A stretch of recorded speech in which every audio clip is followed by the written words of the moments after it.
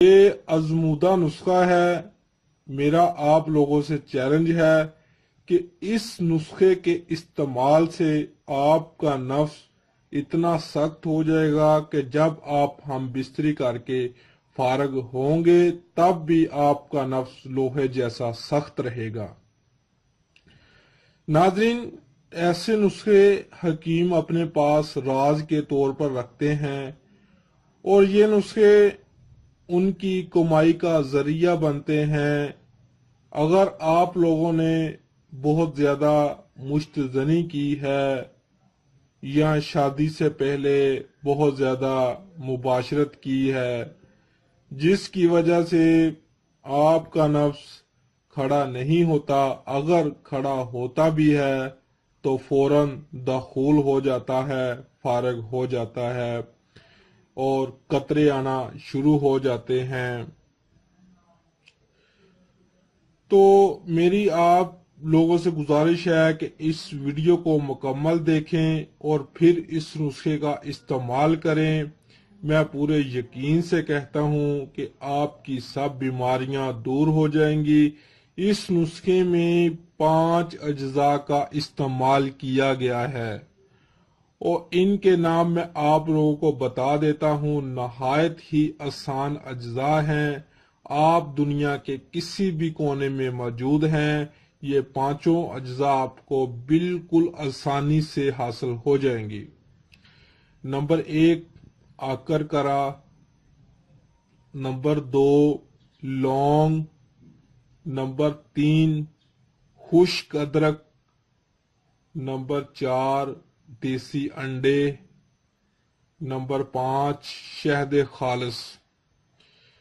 شہد آپ کوئی بھی استعمال کر سکتے ہیں، چھوٹی بڑی مکھی کا۔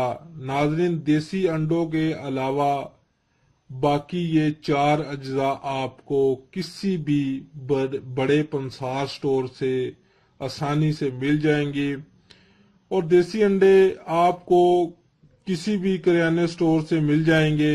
ناظرین، اب ان کی مقدار میں آپ لوگوں کو بتا دیتا ہوں کہ کتنی مقدار میں آپ نے تیار کرنا ہے۔ آکر کرا، لونگ اور خشک ادرک، یہ تینوں اجزاء آپ نے 50-50 کے گرام کے وزن میں آپ نے خرید لینی ہے۔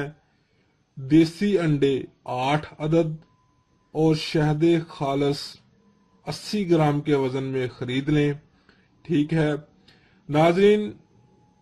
اب ان کو آپ نے تیار کس طریقے سے کرنا ہے وہ بھی میں آپ لوگوں کو بتا دیتا ہوں۔